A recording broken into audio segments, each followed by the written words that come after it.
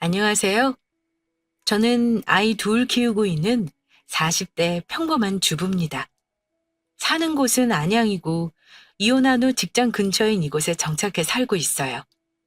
5년 전 11년 남짓의 결혼 생활 때려치우고 이혼했고 저 혼자 애들을 키우고 있습니다. 다행히 두 아이 모두 저를 크게 힘들게 하는 거 없이 무난하게 커주고 있어서 늘 감사한 마음이네요. 부모의 불화를 옆에서 보고 자라며 불안이 많던 아이들이었는데 오히려 저와 사는 지금 더 안정적이고 행복하다고 합니다. 아이들 부족하지 않게 다니고 싶다는 학원을 보내줄 수 있는 능력이 있는 것도 저에게 복인 것 같아요. 우리 딸들은 부모가 이혼한 걸 봐서인지 종종 결혼 안 하고 살겠다는 말을 하는데요. 그럴 땐 미안하기도 합니다. 본인들은 결혼 안 하고 살겠다는 말을 하면서도 어쩔 때는 혼자 아등바등하는 엄마가 불쌍하다는 마음이 드나 봐요. 이제 중학교 3학년인 큰딸은 벌써 다 큰 티를 내면서 이런 말을 하기도 합니다. 엄마, 우리 이제 다 컸는데 엄마 젊음이 너무 아깝지 않아? 엄마도 이제 엄마 인생 살고 행복했으면 좋겠어. 우리 다 커서 엄마 혼자 외로우면 어떡해? 엄마는 너희 다 크면 여행 다니고 재미나게 살 거야. 너희한테 목매달고 사는 거 없으니까 얼른 커서 네 앞가림 잘할 생각이나 해.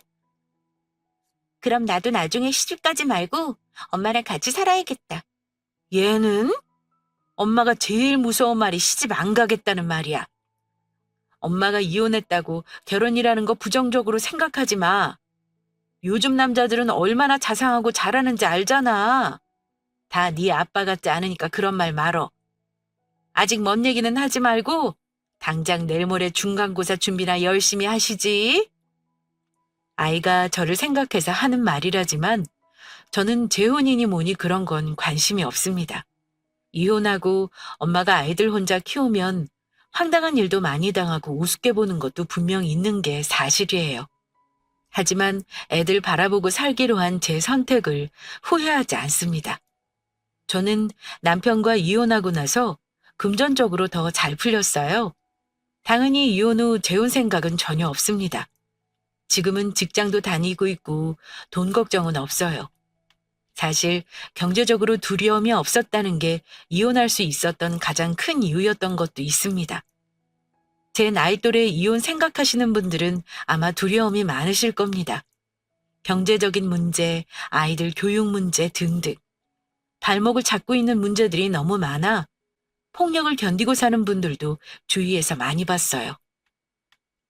저는 남편에게 신체적인 폭력은 당한 적 없지만 그에 못지않게 정신적인 학대를 오랜 기간 받았습니다. 저는 분명 그것도 폭력이라고 생각해요. 남편은 오랜 기간 저를 무시하고 비난하고 부당하게 대우했습니다. 아이들 둘 낳으면서 왜 좋은 순간이 없었겠어요? 하지만 다 큰 아이들 앞에서도 저를 무시하는 남편 태도에 환멸을 느껴 이혼을 선택했습니다. 물론 결정적인 계기가 있긴 했습니다. 평소 저와 친정을 어찌 생각하는지 대충은 알고 있었지만 돈 앞에서 교활해지는 남편 보니 아무리 아이 아빠라도 정남이가 떨어지더군요. 인간의 기본 도리조차 저버리는 모습까지 보고 굳이 그런 인간에게 제 남은 인생과 아이들을 맡기고 싶지 않았습니다. 아마 저와 같은 일을 겪었다면 다른 분 역시 이혼을 망설임 없이 선택할 거라 생각합니다. 우선 전 남편은 처가에 정말 잘하는 거 하나 없었던 사람입니다. 결혼 생활한 8년 동안 남편이 친정에 같이 갔던 횟수는 10번이 채 안 되는 것 같아요. 친정이 먼 것도 아닙니다. 친정은 안양, 저희 집은 하남이었어요. 아주 가깝진 않아도 맘먹으면 몇 달에 한 번은 갈 수 있는 거리였어요. 물론 시댁이 물리적으로 가까우니 친정보다 자주 갈 수는 있어요. 하지만 결혼 생활 내내 남편은 자기 식구들 챙기는 거에 비해 제 친정은 하나도 챙길 줄 모르는 사람이었습니다. 추석 같은 명절이나 부모님 생신 때도 선물은 고사하고 자기 손으로 직접 용돈도 드린 적이 없어요. 한마디로 인색한 사람이에요. 명절에 양가 부모 챙기는 거 의논하다 맘 상한 적이 한두 번이 아닙니다. 여보, 우리 엄마가 애들 맛있는 거 사주라고 돈을 50만 원이나 보내주셨는데 이번 설에는 용돈이랑 선물도 사가야겠어. 매번 받기만 해서 나도 이번에는 해드리고 싶어. 당신 생각은 어때? 제가 친정 부모님을 챙기고 싶다고 말을 하면 남편은 못마땅한 얼굴로 퉁퉁거리며 말합니다. 장모님이 돈이 없는 분도 아니고 여유 있어서 도와주신 건데 뭘 그렇게 챙겨드리려고 해? 그냥 10만 원만 드려. 나 이번에 상여금 나온 거 이래저래 카드비 내고 부모님 챙기니까 남는 것도 없다. 기분이 상했지만 말꼬리 잡고 늘어지지 말자 싶어 아무 말 안 했습니다. 비상금으로 챙겨야겠다고 속으로 생각하면서 얼마나 비참한 기분을 느꼈는지 모릅니다. 그런데 남편은 꼭 얄밉게 한마디를 더 덧붙이는데요. 당신 친정 가서 너무 돈 쓰지 마. 혹시 쓰려면 나한테 미리 말해. 괜히 마트 가서 당신이 계산하지 말고 돈 쓸 일 있으면 나한테 허락받아. 이런 말을 합니다. 얼마를 쓰겠다고 자기한테 미리 허락을 받으라나요? 돈 안 버는 사람이 죄인이라고 그때는 더럽고 치사해도 남편 말대로 할 수밖에 없었네요. 본인 부모한테는 결혼 이후 쭉 매달 용돈을 드린 걸로 압니다. 그때는 제가 돈을 안 벌 때라서 남편에게 받는 생활비 쪼개고 쪼개 아껴놨다가 이서방 드리는 거라며 우리 친정 부모님을 챙기곤 했습니다. 한참 지난 지금이지만 아직도 그 생각만 하면 열이 받네요. 가끔 갈 때 뭐라도 사가지고 갈 생각은 못할 망정. 친정에서 돈 쓰지 말라는 남편이 정상인가요? 남편의 이런 태도도 이혼 사유로 충분한데 그때는 그냥 돈 버는 유세라고 생각하고 넘긴 제가 굳이 말하자면 저희 친정은 시댁보다 잘 살아요. 그래서 남편은 친정을 챙길 필요가 없다고 생각하는 듯 했습니다. 결혼할 때도 저는 부모님께 손 안 벌렸어요. 직장 생활에서 제가 번 돈으로 다 했고 친정엄마가 해준다고 해도 싫다고 했었습니다. 사실 친정오빠가 저 결혼하기 전에 장가를 가서 부모님께 죄송하기도 했고요. 그래서 축의금도 전부 부모님 드렸습니다. 그때만 해도 남편은 저희 친정에 잘 산다는 걸 잘 몰랐을 거예요. 그런데 결혼해 살면서 남편은 슬슬 친정집에 대해 파악을 했던 것 같아요. 남편이 왜 유독 친정에 인색하게 굴었냐면요. 친정에 잘 하지 않는 이유가 있었습니다. 사실은 친정 부모님 재산으로 자기 사업을 도와달라고 한 적이 있었는데 제가 딱 잘라 거절했었거든요. 그때 첫애 낳고 얼마 안 되었을 때인데 남편 다니는 회사는 대기업 계열사라 복지도 좋고 급여도 좋았어요. 남편은 저 임신했을 때부터 슬슬 밑밥을 깔더니 애 낳고 나서는 노골적으로 친정 부모님 돈을 요구한 적이 있었습니다. 아무래도 회사 생활은 오래 못하지 싶어. 내 친구들 보면 다들 일찍 사업 시작해서 내 연봉의 두세 배는 벌고 살더라. 나도 내 적성 살려서 퇴직하면 안 될까? 당신 생각은 어때? 내 월급으로 생활하는 거 당신도 빠듯하잖아. 사업은 뭐 아무 준비 없이 하는 건 줄 알아? 사업 자금 없이 무슨 사업을 하겠다는 건데 최대한 월급 생활하다가 나중에 준비 잘해서 하는 게 순서야. 사업하겠다는 마음만으로 돈 버는 줄 알아? 우리 오빠 사업하는 거 봐서 내가 아는데 절대 쉬운 거 아니야. 그러니까 당신한테 말하는 거 아니야. 당신이 처가에 말해서 나 사업 자금 좀 대달라고 하면 안 돼? 이번에 상여금 나온 거 보니까 진짜 회사 가기 싫더라. 남의 돈 벌어주는 건 아무 의미 없어. 젊을 때 사업 시작하는 게 낫다니까. 제일 중요한 건 내 적성에 맞지도 않는다는 거야. 이런 회사에 정년까지 다닐 수 있겠냐? 절대 못 다니지. 뭐? 적성에 안 맞는다고 회사를 때려치우는 사람이 어딨어? 사업을 하고 싶어도 지금은 아니야. 정년 보장된 회사 다니는 거 다른 사람들이 다 부러워하는 거 몰라? 나중에 천천히 생각해보자. 그리고 우리 부모님이 당신 사업자금 대주는 물주는 아니잖아. 난 우리 부모님한테 돈 해달라는 말 못하니까 나한테 두 번 다시 그런 소리 하지 마. 그러자 남편은 제 예상보다 훨씬 강력하게 화를 냈습니다. 당신이 사업에 대해 뭘 안다고 나 무시해. 해보지도 않았는데 나는 못할 거다. 뭐 이런 거야? 당신 오빠는 집에서 돈 다 내주니까 사장 노릇하는 거지. 솔직히 처가에서 돈 주면 사장 소리 듣고 살겠어? 당신 뭘 얼마나 안다고 나한테 그런 말을 해? 시집 올 때도 도움 하나 안 받았으면서 그 정도 말도 못하냐? 얘기하기 싫으면 하지 마.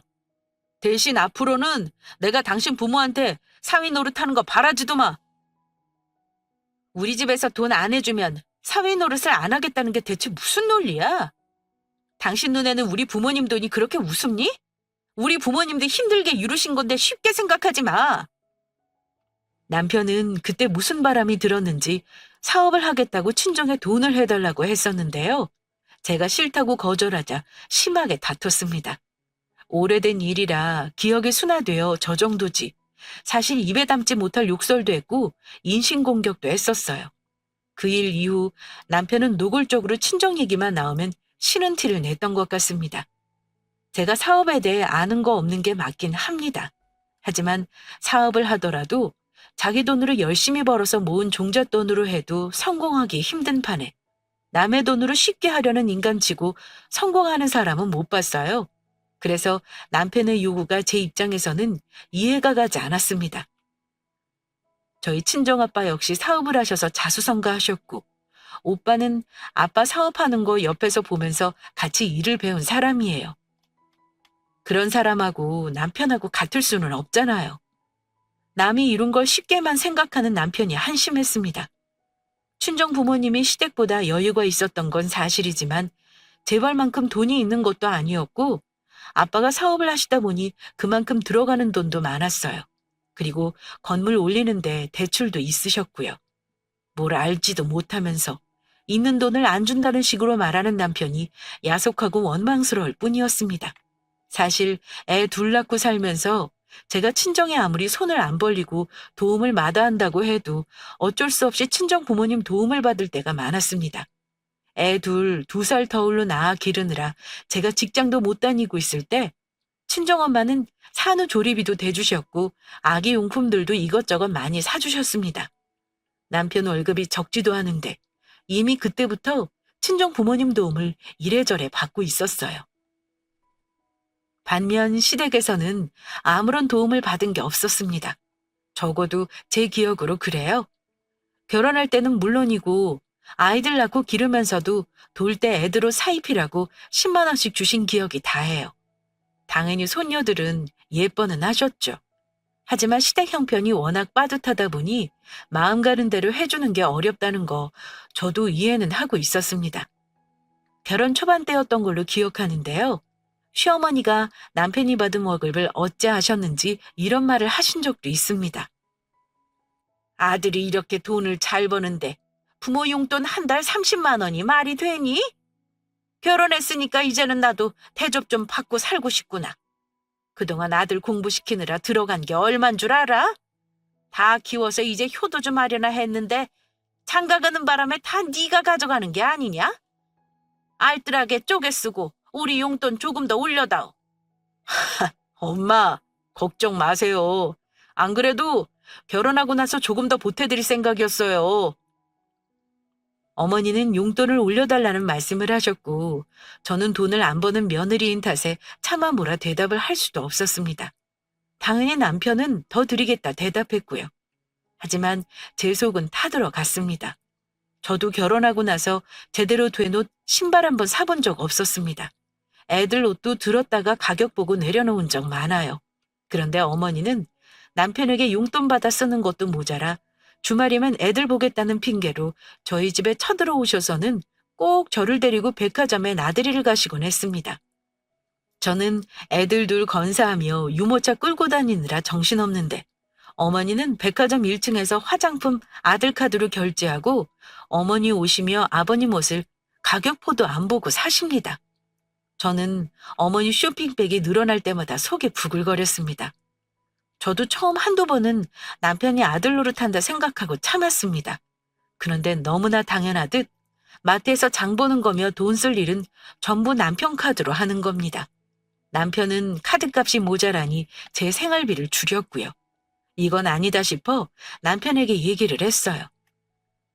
지연 아빠, 지금 우리 생활도 빠듯한데 생활비를 몇십만 원 주면 나는 애들 먹을 거 어찌 먹으라는 거야. 어머니 생활비 따로 드리는데 왜 매번 우리한테 기대신대? 당신이 말씀드려서 앞으로는 백화점 쇼핑은 좀 줄이시라고 해. 그랬더니 남편은 또 이럽니다. 이제껏 내가 해드린 게 없어서 그래. 내가 정 감당 안 되면 말씀드릴 테니까 당신은 그냥 모른 척해. 당신 돈으로 드리는 것도 아닌데 왜 당신이 아까워해? 돈이 아까워서 그러는 게 아니라 우리도 생활을 해야 하잖아. 당신이 버는 돈 나는 절대 허투루 안 써. 내 꼴을 보고도 그런 말이 나와? 아무튼 다음 달에도 생활비 이런 식으로 주면 그때는 내가 어머니한테 직접 말씀드릴 테니 그런 줄 알아? 자기가 부모님께 여태껏 효도한 게 없다니까 그 마음 100번 이해해서 그 뒤 몇 번은 더 참아줬습니다. 그런데 어머니는 매번 생활비를 기대는 것도 모자라 남편 있는 데서 들으라는 듯 이런 말씀을 하십니다. 내 친구들은 이제 다들 해외여행만 다니더라. 나이 더 먹으면 멀리 가는 거는 점점 더 힘들어진다고. 한 살이라도 젊을 때 다녀오는 게 현명하다 그러네. 유럽까지는 바라지도 않고 동남아 정도는 갔다 오고 싶구나. 자식 보고 해외여행 보내달라는 거잖아요. 저는 무슨 뜻인지 뻔히 알지만 듣고도 못 들은 척 했었습니다. 그럼 또 부자지간에 주거니 받거니 쿵짝은 잘 맞아요. 엄마, 동남아 가기 전에 일본부터 다녀오세요. 제가 이번 겨울에 아버지랑 온천 여행 보내드릴게요. 먼저 다녀오시고 내년 여름에는 동남아 가시면 되겠네. 그래? 나야 좋지. 그럼 이번 겨울에는 비행기 한번 타볼 수 있는 거냐? 그럼요. 제가 알아서 할 테니까 그 전에 엄마 아버지 여권이나 미리 만들어 놓으세요. 이런 대화가 한두 번이 아니었습니다. 그러다 한 번은 어머니가 거의 100만 원 돈 되는 지인들 선물까지 남편 카드로 계산하는 거 보고 남편에게 따져 물은 적이 있었습니다. 내가 어머님 아버님 거 사는 건 이해해보려고 했는데 친구분들 것까지 당신 돈으로 생색내는 거 너무 심한 거 아니야? 우리도 생활비 모자라잖아. 당신이 월 1,000만 원 버는 사람도 아니고 기껏해야 월급쟁이야. 그렇게 쓰시면 내가 결국 허리띠 졸라매야 하는 거 몰라? 내가 언제까지 보고만 있어야 하는데? 그랬더니 남편은 오히려 저를 나무랐습니다. 그럼 어머니가 기분 좋게 사시는데 사지 말라고 찬물 끼얹어? 당신 같으면 엄마한테 그렇게 말하겠냐? 이렇게 말을 합니다. 나는 우리 어머니 예전에 나 공부시키느라 고생하신 거 잘 알기 때문에 이런 거 뭐라 하기 싫어. 아들 돈 아니면 절대 할 수 없는 일들인데 내가 당연히 해드려야 하는 거야. 두 번 말하지만 내가 버는 돈이야. 당신하고 애들 안 굶길 테니까 나한테 이래라 저래라 하지 마. 남편이 하는 말을 듣는데 아, 내가 남의 집 가장을 뺏어왔구나 하는 생각이 들더군요. 그러면서 저한테 매번 하는 말이 이렇습니다. 장인어른은 비싼 차 타고 다니고 장모님은 명품 가방도 많잖아. 우리 엄마는 환갑 다 되도록 좋은 가방 한 개 없으셨어. 옷도 맨날 싸구려 입고 다니시는 거 보면서 내가 얼마나 가슴 아팠는지 알아? 저도 당연히 마음이 편한 건 아니었죠. 저에게는 시어머니시지만 그래도 남편의 어머니고 애들 할머니인데요. 그래도 그 당시 우리 부부가 맞벌이를 하는 것도 아니었고 애들 건사하면서 300 넘는 남편 월급이 그리 많은 것도 아니었습니다. 남편은 제가 번 돈이 아닌 자기가 번 돈이니까 자기 부모님한테 써도 된다고 너무나 당연하게 생각하고 있는 것 같아서 저는 속이 답답했고요. 그래서 아이 둘 낳고 살면서도 남편과 사이좋게 살지는 못했습니다. 이런저런 일로 다툼이 많았어요. 남편은 남편대로 친정에서 도움을 안 주니 자기는 도리를 안 하려고 했고 저는 저대로 시댁의 거지근성 때문에 멀리하려 했고요. 애들 커가면서 갈등이 해결되기는커녕 점점 더 심해지더군요. 그러다가 저희 친정아버지가 갑자기 돌아가시는 일이 있었습니다. 원래 건강이 좋은 편이 아니셨지만 갑작스레 준비 없이 돌아가시는 바람에 온 가족이 황망했어요. 그런데 제가 시댁에 너무나 서운했던 게요. 친정아빠 돌아가셨는데 부의금이 딸랑 10만 원 들어왔다는 겁니다. 게다가 아버지는 무슨 미신인지 혈관에 스턴트 시술한 지 얼마 안 돼서 남의 장례식을 안 간다며 어머니만 오셨더군요. 굳이 비교하긴 그렇지만 저희 부모님은 시누이 결혼할 때 축의금 50만 원이나 하신 분들이십니다. 물론 10만 원이라는 돈이 시부모에게는 작은 돈이 아니었을 수 있습니다. 돈의 가치는 상대적인 거니까요. 하지만 적어도 우리 쪽에서 간 만큼은 되돌아오는 게 사람의 도리 아닌가요? 시댁에 더 실망한 것도 없었지만 그때는 정말 서운하더라고요. 나중에 부의금 목록 보고 친정 오빠도 한마디 했었네요. 너네 시댁 진짜 대단하다. 어떻게 사돈댁 초상 났는데 이럴 수가 있니? 너 오빠한테 솔직히 말해. 혹시 매제가 너한테 잘해주는 거 맞아? 장례 치르는데 얼굴은 몇 번 비추지도 않고 내내 너한테만 짜증 부리는 거 내가 모를 줄 알아? 네가 아무리 감추려고 해도 보이는 게 있는 거야. 내가 매제한테 한마디 할까? 오빠, 그러지 마. 가뜩이나 우리 집에 불만 많은 사람이야. 나도 애들 때문에 참고 사는 거지 그 사람 좋아서 하는 거 아니거든? 이제 애들도 얼추 컸고 곧 직장 잡으면 굳이 애들 아빠한테 매달려 살 이유도 없는 걸. 너무 걱정하지 마. 애써 오빠 마음을 안심시켰지만 오빠뿐만 아니라 친정엄마도 남편에게 많이 서운해 하셨습니다. 자주 찾아오지도 않는 사위고 어려운 사위니 싫은 소리 하는 것도 쉽지 않으셨을 겁니다. 아빠 돌아가시고 나서 친정오빠와 남편까지 사이가 그렇게 틀어져 버렸습니다. 친정오빠는 남편이 홀대하면 이혼해도 괜찮다는 말까지 했지만 그때는 제가 이혼이 무서웠습니다. 결혼 생활 하시는 분은 다 아실 거예요. 부부가 살면서 이혼말 나오고 원수같이 산다고는 하지만 365일 싸우고 사는 건 아니니까요. 아이들 때문에 웃는 날도 있었고 분명 살만한 날도 있었습니다. 그러니 그 세월을 버티고 사는 거죠. 애들 둘 키우면서 그래도 서로 최소한 애들의 부모로서는 역할을 하려고 했습니다. 그래서 이혼만은 하지 않으려 했던 거고요.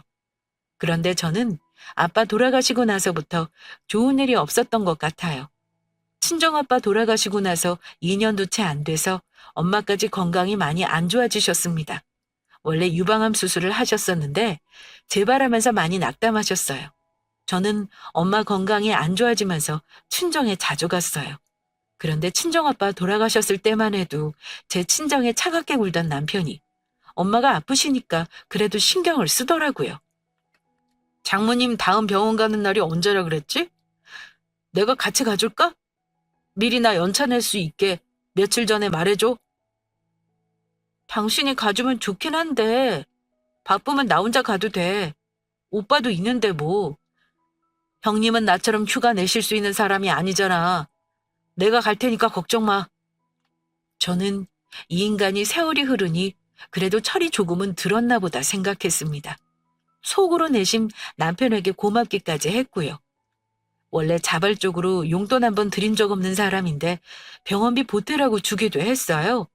하지만 1년이 지나 엄마 상태가 많이 안 좋아지면서 오빠와 저는 엄마 재산도 천천히 엄마 의사에 따라 천천히 정리를 시작했습니다.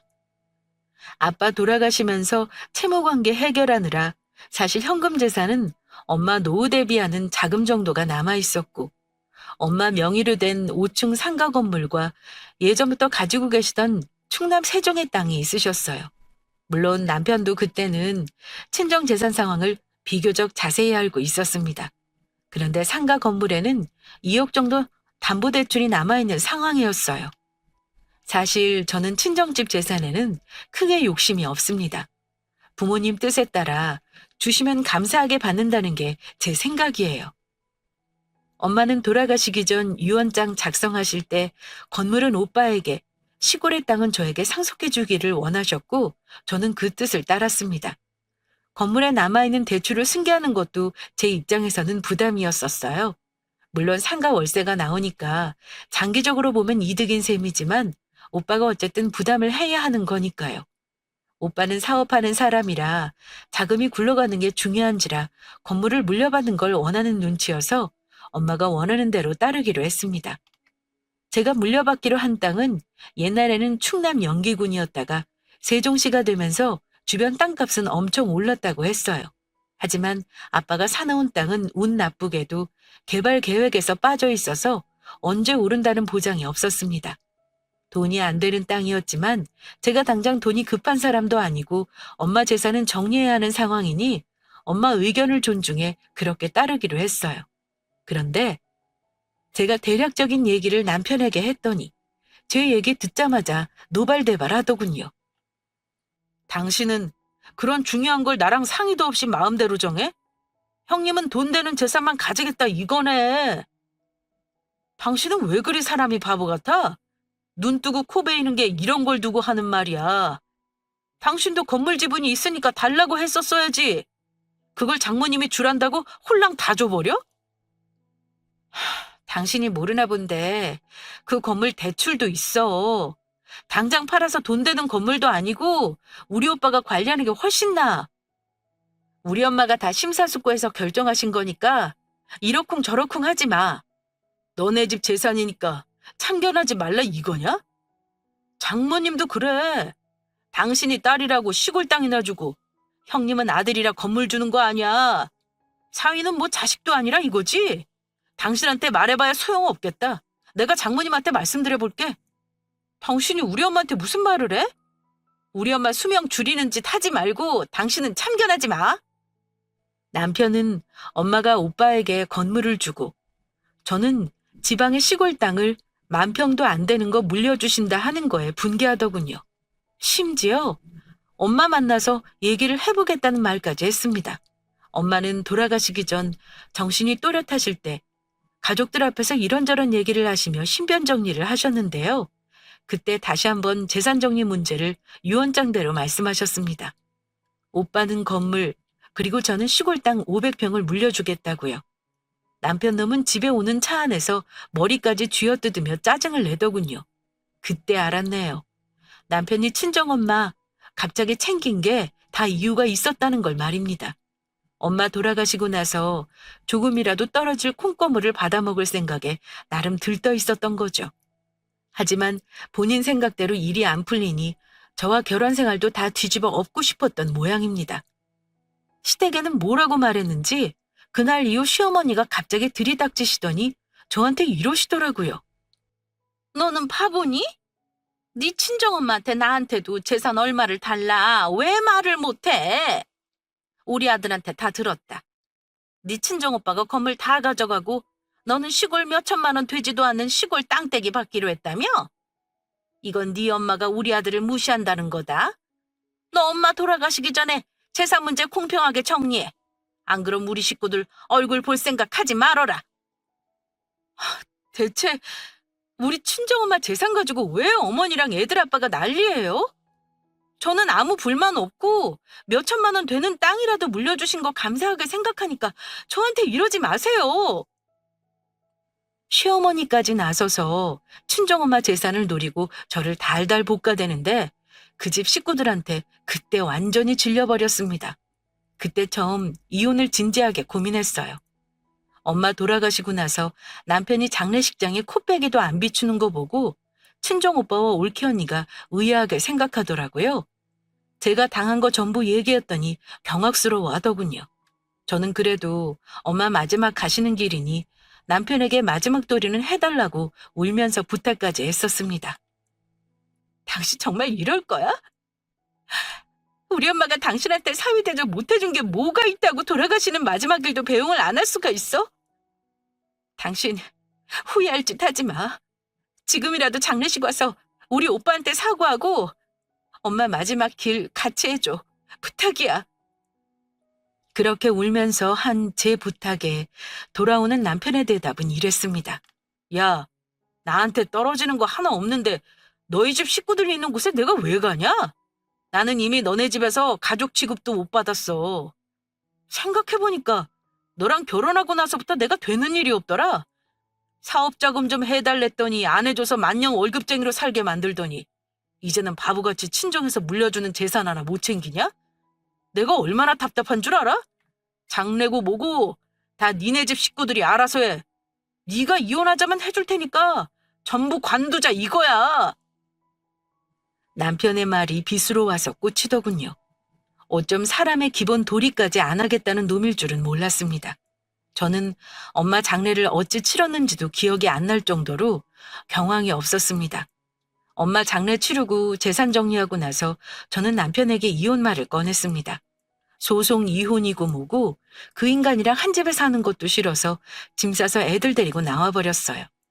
남편은 순순히 협의 이혼해주겠다고 하길래 저는 안양 엄마 집으로 애들하고 들어왔고 그 인간과 이혼했어요.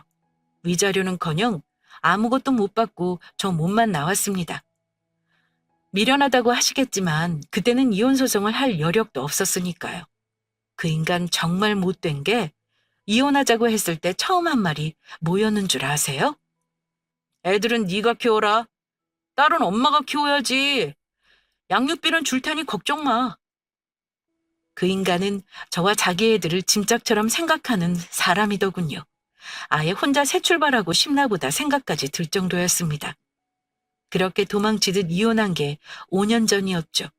그나마 다행인 게 엄마 명의로 된 아파트를 오빠랑 올케 언니가 제 앞으로 등기를 해줬고 다닐 수 있는 직장도 알아봐줘서 경제적인 문제는 해결할 수 있었습니다. 아이들도 처음에는 불안해했지만 차차 안정되어 갔고요. 오히려 아빠랑 살 때보다 셋이 살면서 더 화목하고 마음이 편했습니다. 부모가 싸울 일 없으니 아이들도 많이 밝아졌고요. 물론 친아빠와 2달에 한 번씩은 얼굴을 보긴 했지만 아이들은 커가면서 그다지 아빠를 보고 싶어 하지 않더라고요. 그렇게 저도 삶이 안정되어 가나 싶었는데요. 인생사 새옹지마라고 정말 뜻하지 않은 일이 생겼습니다. 제가 엄마에게 물려받은 땅이 호재가 터진 겁니다. 사실 친정아빠가 산 20년 전보다 땅값이 10배 정도는 올라있긴 했었어요. 그래봤자 채 8천도 안 되는 돈이긴 했지만요. 평당 13만 원이 좀 안 됐을 겁니다. 그런데 정확히 제가 이혼한 시점부터 개발 얘기가 솔솔 들리더니 주변 땅이 없어서 못 판다는 소문까지 제 귀에 들렸습니다. 그래봤자 얼마나 되려나 싶었는데요. 저한테 평당 500만 원 쳐줄 테니 팔라며 부동산에서 연락이 왔는데 솔직히 놀랐습니다. 그때 뭔가 심상치 않다 싶어 알아봤죠? 그런데 그 일대 땅이 평당 650에서 700만 원 정도로 거래가 되고 있다는 겁니다. 심지어 어떤 땅은 논밭인데 평당 1,000만 원에 육박한다더군요. 황당했죠. 제가 물려받은 시점에서 무려 50배가 오른 셈이더라고요. 얼추 계산만 해도 30억이 넘는 돈이었고 좋은 기회가 왔을 때 파는 것도 좋다는 생각이 들었습니다. 전국에서 지가 상승률 1위라며 핫한 곳이란 뉴스에서도 연신 핫했었죠. 4, 5년 전만 해도 부동산 투자가 호황이었던 시절이었어요. 주변 땅이랑 아파트로 재미 본 사람도 많았고요. 제가 살고 있는 안양 비산동 아파트도 이혼했을 때보다 1억에 올랐으니까요. 제가 토지 정리 문제로 한창 바쁠 때였는데요. 원래 분기별로 한 번씩 애들을 보기 위해 연락을 하던 전 남편이 갑자기 전화를 했더라고요. 그러면서 애들 문제로 급히 얘기할 게 있다며 보자고 하는 겁니다. 저는 정말 애들 문제로 그러나 보다 해서 그러라고 했고요. 애들 아빠는 그 다음날 바로 저를 만나자더니 애들은 보겠다는 소리도 안 하고 저한테 다짜고짜 이런 말을 하더군요. 여보, 지연 엄마, 우리 애들 봐서 다시 시작하는 게 어떻겠어? 애들 점점 커가는데 요즘 드는 생각이 내가 너무 홧김에 이혼을 한 것 같아서 늘 마음이 안 좋아. 갑자기 애들 핑계를 대며 하치자는 말을 하는데 딱 감이 오더라고요. 이 인간이 어디서 냄새를 맡았구나 하고요. 1년 넘게 한 번도 그런 생각 안 한 사람이 이제 와서 갑자기?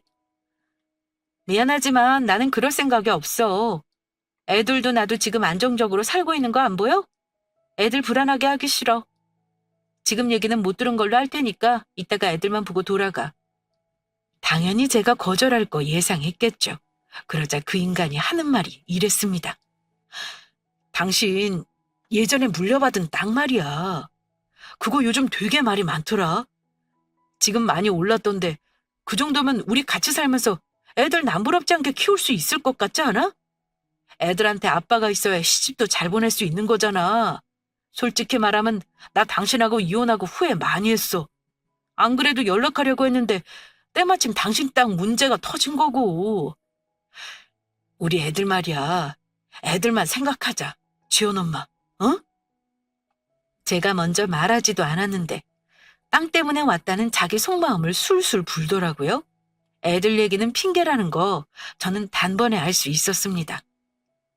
땅값 올랐으니까 우리 애들 남부럽지 않게 잘 키울 수 있다 이 말이야? 애들이 돈으로 크니? 우리가 이혼한 지가 언젠데 어디서 되지도 않은 애들 핑계를 대면서 합치자는 개소리를 해? 너 내 땅 올랐다니까 배 아파서 온 거잖아. 집에서 혼자 얼마나 땅을 치고 후회했을지 안 봐도 뻔하네. 그러다 겨우 생각해낸 게 나한테 와서 애들 핑계 대면서 합치자는 거야? 정말 지나가는 개가 웃겠다. 당신은 예전이나 지금이나 나를 너무 무시하는 경향이 있어. 전 남편의 제안을 개소리 취급하자 이번에는 아주 더한 연기를 하더군요. 여보, 우리 지연이랑 다현이는 그때 어려서 아무것도 몰랐잖아. 적어도 애들한테는 물어봐야지. 애들도 엄마 아빠 합치자면 군말 없이 좋다고 할걸? 세상에 부모 이혼하는 거 좋아하는 자식들이 어디 있어? 애들 힘들었던 거, 당신 나 때문에 마음고생했던 거 내가 살면서 다 갚을 테니까 다시 한 번만 생각해보면 안 될까? 내가 아빠 역할 할 수 있게 기회를 줘. 이러면서 눈물까지 뚝뚝 흘리는 겁니다. 어찌나 가증스럽던지요. 당신도 싫고 당신 어머니도 싫어. 당신 우리 엄마 돌아가셨을 때 인간도리도 안 했던 놈이야. 당신 인간성 뻔히다 하는데 당신 말 믿을 것 같아? 헛소리 그만해. 내 땅 물려받을 때도 당신 돈 안 되는 시골 땅이라고 무시했던 거 기억 안 나? 원래 당신 것도 아닌데 이제 와서 왜 욕심을 부려? 이럴 거면 그냥 돌아가. 앞으로 애들 볼 생각도 하지 말라고. 여보 제발. 내가 이렇게 지난 잘못은 사죄할게. 한 번만 눈 딱 감고 나 받아주라. 그래, 맞아. 나 당신 땅 올랐다는 소문 듣고 후회 많이 했어. 하지만 그게 다는 아니야. 우리 결혼 생활 자그마치 10년을 넘게 했어. 근데 이혼한 지 1년 만에 당연히 후회할 수도 있는 거 아니야? 무조건 싫다 하지 말고 당신도 다시 잘 생각해봐. 애들 앞날도 생각하란 말이야. 하지만 이미 제게 그 인간은 내 돈이 탐나서 비굴한 행동도 서슴지 않은 교활한 인간으로 보일 뿐이었습니다. 당신 내 말 잘 들어.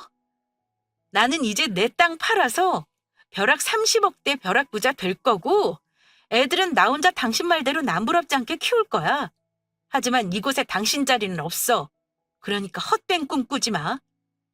당신은 우리 엄마 장례식에도 돈 받아먹을 거 없다고 안 온 인간이야. 나는 아직도 우리 엄마 돌아가셨을 때만 생각하면 피가 거꾸로 솟아. 다시는 내 앞에 나타나지 마. 저는 그 인간 얼굴에 물까지 한 잔 끼얹어 버리고 카페에서 일어나 집으로 돌아왔습니다. 그 인간이 제가 뿌린 물까지 뒤집어 쓰고는 저를 얼빠진 얼굴로 바라보는데 속이 시원했습니다. 이혼할 때는 속이 타들어가는 심정이었지만 그날은 이상하게도 너무 통쾌하더라고요. 그 인간은 그 후로도 애들을 빌미로 재결합하자며 저를 몇 번 더 찾아왔지만 친정오빠가 그 인간 찾아왔을 때 면상 한번 갈겨준 이후로는 포기했는지 찾아오지 않더군요. 하긴 한 번만 더 나타나 괴롭히면 경찰에 신고해 감방에 쳐넣어버리겠다고 했으니 아마 무서워서 찾아오지 못할 겁니다.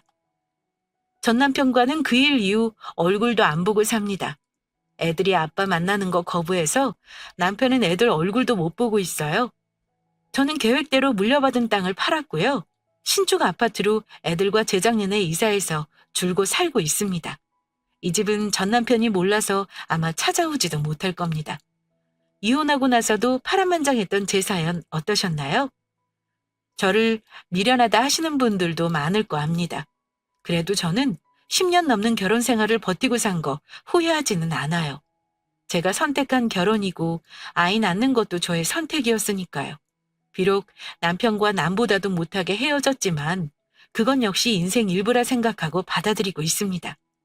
어쨌든 지금 주어진 현실에 감사하고 삶을 계속 살아나가는 게 중요한 거잖아요. 앞으로 시간은 애들 뒷바라지 잘하고 저도 직장 생활 열심히 하면서 가진 돈에 연연하지 않고 행복하게 살겠습니다. 사연 들어주신 구독자분들 모두 행복하시고 들어주셔서 감사합니다.